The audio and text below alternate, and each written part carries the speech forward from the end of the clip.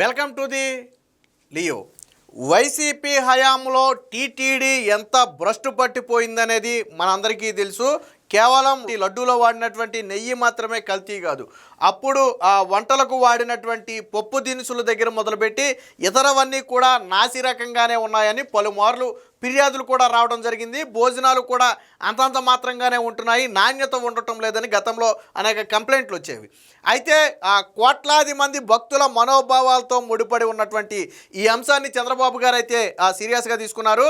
గెలిచిన తర్వాత ఒక మాట చెప్పారు, టీటీడీ నుంచే ప్రక్షాళన ప్రారంభిస్తున్నామని. ఆయన ముఖ్యమంత్రి అయిన తరువాత తొలిసారిగా ఒక మాట చెప్పడం జరిగింది. దాని ఫలితాలు దాదాపుగా ఇప్పుడైతే కనపడుతున్నాయని చెప్పొచ్చు. ఇప్పుడు ఎక్కడా కూడా లడ్డు నాణ్యత మీద ఒక్క ఫిర్యాదు ఈ 17-18 నెలల్లో ఎక్కడా లడ్డు నాణ్యత మీద ఒక్క ఫిర్యాదు కూడా రాలేదు అంటే అది కూటమి ప్రభుత్వ పాలనకు నిదర్శనం. వైసీపీ హయాంలో మనం కాదు, రెగ్యులర్గా తిరుమల వెళ్ళే వాళ్ళు కూడా అనేక సందర్భాల్లో తమిళులు వాళ్ళు కంప్లైంట్ చేశారు. సాధారణంగా ఇంతకుముందు స్వామివారి లడ్డూ తీసుకెళ్తే 2 వారాలు ఉన్నా కానీ లడ్డూ చెక్కు చెదిరేది కాదంట. 2 వారాలు నిల్వ ఉన్నా లడ్డూ చెక్కు చెదిరేది కాదు, 2 వారాల తర్వాత తిన్నా అదే విధంగా ఉండేది టేస్ట్. కానీ వైసీపీ హయాంలో 3-4 రోజులకే లడ్డూ స్మెల్ వచ్చేస్తుంది. అంటే 3-4 రోజుల్లోనే లడ్డు స్మెల్ వస్తుందంటే ఏంటి అర్థం? నాణ్యత తగ్గిపోయింది. సో అనేక మంది భక్తులు అక్కడ ఫిర్యాదు కూడా చేయొచ్చు. భక్తులు ఫిర్యాదు చేసినా దాన్ని లైట్ తీసుకున్నారు, ఎందుకు నాణ్యత రావట్లేదు అనేది వాళ్ళందరికీ తెలుసు. స్వచ్ఛమైన నెయ్యి వాడితే లడ్డు నిల్వ ఉంటుంది, వాళ్ళు వాడింది అసలు నెయ్యే కాకపోతే లడ్డు నిల్వ ఏముంటుంది నా బొందా అది. కానీ ఇప్పుడు అలాంటి పరిస్థితి లేదు. కేవలం అది మాత్రమే కాదు, పప్పు దినుసుల దగ్గర మొదలుపెట్టి భక్తులు కూడా తమకు తోచిన విరాళాలు ఇస్తూ ఉంటారు. సో వాటిని కూడా నాణ్యత టెస్టు చేసి అవి నాణ్యంగా ఉన్నాయి అంటేనే స్వీకరిస్తున్నారు తప్ప లేకపోతే స్వీకరించట్లేదు. మీకు ఒక ఎగ్జాంపుల్ ఏంటంటే, ఇప్పటి వరకు ఒక్క నెయ్యి ట్యాంకర్ కూడా ఈ 18 నెలల్లో వెనక్కైతే పంపల. ప్రతి ట్యాంకర్ కూడా చెక్ చేసిన తర్వాతే తీసుకుంటున్నారు. ఈ 18 నెలల్లో ఒక్క ట్యాంకర్ నెయ్యి కూడా వెనక్కి తిప్పి పంపే అవసరం రాలా, ఎందుకంటే అవన్నీ కూడా స్వచ్ఛమైన నెయ్యులు. విచిత్రం ఏంటంటే, వైసీపీ హయాంలో ఏ రేటుకి అయితే కొన్నారో దానికి డబల్ రేట్ ఇప్పుడు. నాకు తెలిసి వైసీపీ హయాంలో 350 రూపాయలకి తక్కువగానే కొద్దిగా అటు ఇటుగా ఉంది నెయ్యి రేటు, కానీ ఇప్పుడు 600 రూపాయలకు పైగా నెయ్యి రేటు ఉంది. కొంచెం కంపెనీని బట్టి అటు ఇటు మారుతుంది అనుకోండి, 600 రూపాయలు పైగా ఉంది. అంటే నెయ్యి రేటు కూడా డబల్ అయింది, స్వచ్ఛమైన నెయ్యి వస్తుంది. ఇక ఇదే సందర్భంలో ఇతర వస్తువులు నాణ్యంగా లేకపోతే వాటిని తిప్పి వెనక్కి పంపుతున్నారు. ఫర్ ఎగ్జాంపుల్ జీడిపప్పు, ఏదైతే ఇందులో వాడే జీడిపప్పు కావచ్చు లేదా వంటల్లో వాడే జీడిపప్పు కావచ్చు, ఆ జీడిపప్పు విషయంలో దాదాపుగా 25 లోడు లారీలను టీటీడీ వెనక్కి తిప్పి పంపింది. దాంతోపాటు చింతపండుకు సంబంధించిన లోడ్లు కావచ్చు లేదా ఇతర వస్తువులు పప్పుకు సంబంధించినటువంటి కందిపప్పు లాంటి పప్పులకు సంబంధించిన లోడ్లు కావచ్చు, ఇవన్నీ నాణ్యతా టెస్టులు చేసి అవి నాణ్యంగా లేవు అని భావిస్తే వెనువెంటనే నిర్దాక్షిణ్యంగా తిరస్కరించి వెనక్కి పంపుతున్నారు. ఇలా ఈ 18 నెలల్లో అనేక లారీల వస్తువులను తిరిగి వెనక్కి పంపారు. అవి వచ్చినప్పుడు నాణ్యంగా ఉంటే టెస్ట్ చేసి ఆ ప్రొక్యూర్మెంట్ విభాగం పూర్తిగా సాటిస్ఫై ఓకే అంటేనే వాటిని లోనికి ఎలవ్ చేస్తున్నారు తప్ప లేకపోతే ఆ లోడ్ కూడా కిందకి దింపట్లేదు. గతంలో ఏంటంటే ఈ జీడిపప్పు విషయంలో ఒక 10 లోడ్లు వచ్చిందనుకోండి జీడిపప్పు, సో అందులో ఒక 2-3 లోడ్లు నాణ్యత లేకుండా ఉండేవి. ఓకే, 6-7 లోడ్లు నాణ్యంగా ఉంటాయి, 2-3 లోడ్లు నాణ్యత ఉండవు. సో అవన్నీ కలిపేటప్పటికి ఏంటంటే నాణ్యత లేనివి కూడా అందులో మిక్స్ అయిపోతున్నాయి. సో అలాంటివి కూడా జరగకుండా టీటీడీ అయితే కఠిన చర్యలు అయితే తీసుకుంది. దానికి సంబంధించిన వార్త వచ్చింది, ఒకసారి చూద్దాం. కొండపై కల్తీకి కట్టడి, ఫలిస్తున్న టీటీడీ కఠిన చర్యలు. సరఫరాలైనా భక్తులు ఇచ్చినవైనా శాంపుల్ ల్యాబ్కు పంపి నిర్ధారణ, తేడా అనిపిస్తే నిర్దాక్షిణ్యంగా తిరస్కృతి. దీంతో మెరుగుపడిన నెయ్యి నాణ్యత. 25 లారీల జీడిపప్పు వెనక్కి, ప్రసాదాలపై ఆగిన ఫిర్యాదులు, సర్కారు ప్రక్షాళనపై భక్తుల్లో సంతృప్తి. సో ఫైనల్గా ఇప్పుడు తిరుమల వెళ్తున్నటువంటి భక్తులు 100కు 100% సంతృప్తిగా ఉన్నారు. అటు కల్పిస్తున్నటువంటి సౌకర్యాల పట్ల కావచ్చు, లడ్డూ పట్ల కావచ్చు, లేదా అక్కడ భోజనశాలల పట్ల కావచ్చు, అధికారుల ప్రవర్తన పట్ల కావచ్చు. సో వీటన్నిటి పట్ల ఓవరాల్గా 100% భక్తులు తృప్తిగా ఉన్నారు అనేది మాత్రం వాస్తవం.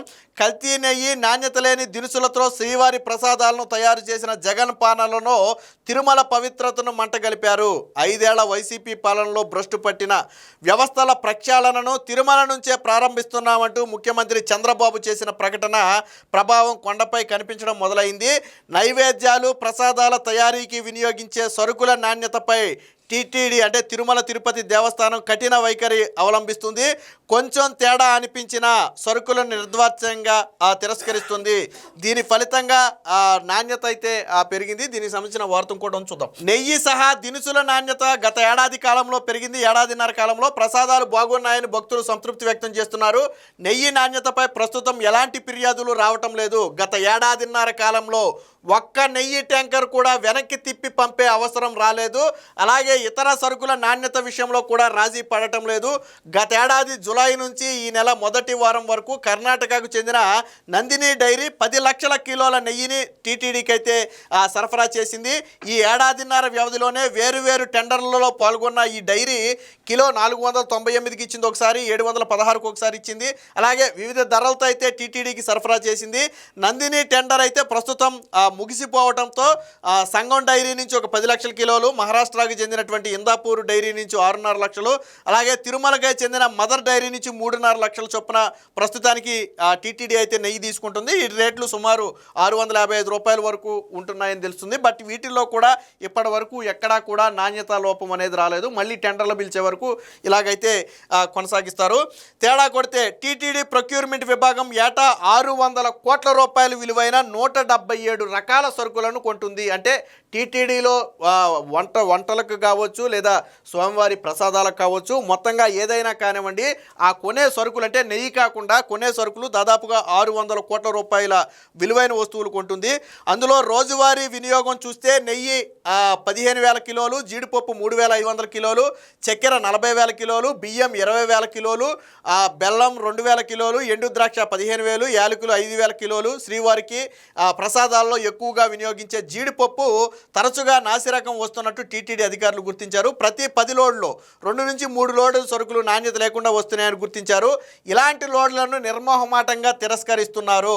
గత ఏడాది నుంచి ఇప్పటి వరకు 18 నెలల కాలంలో 25 లారీల జీడిపప్పును తిరస్కరించి వెనక్కి పంపినట్టుగా సమాచారం. ఇదే వ్యవధిలో ఒక 10 లోడుల ఎండు ద్రాక్షాన్ని నాణ్యత లేదని వెనక్కి పంపారు. అలాగే ఒక 7 లోడుల చింతపండుని వెనక్కి పంపారు. ఒక 10 లోడ్లు కందిపప్పుని వెనక్కి పంపారు. మరొక 10 లోడ్లు ఎండుమిర్చిని కూడా వెనక్కి పంపారంటే ఇవన్నీ కూడా స్వామివారి ప్రసాదాల్లో ఉపయోగించేటువంటి వస్తువులు, అన్నప్రసాదంలో కావచ్చు, ఇతర వాటిలో కావచ్చు.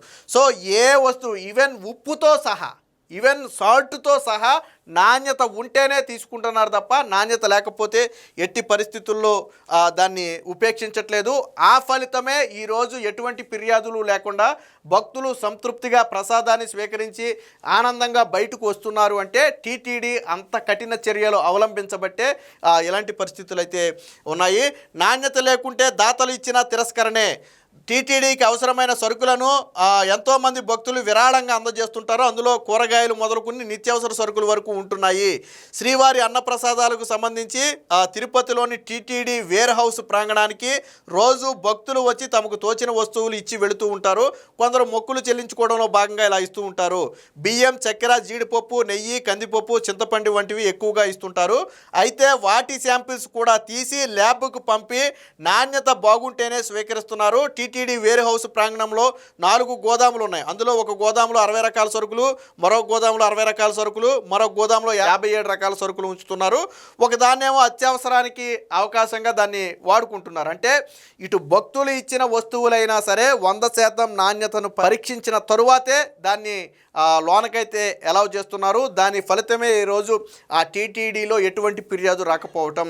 అంటే చిత్తశుద్ధితో పని చేస్తే ఎలా చేయవచ్చు అనటానికి ఈరోజు టీటీడీ అధికారులు కావచ్చు, చంద్రబాబు గారు కావచ్చు, ఈ ప్రభుత్వం కావచ్చు ఎలా పనిచేస్తుందనే దానికి ఇదొక నిదర్శనం.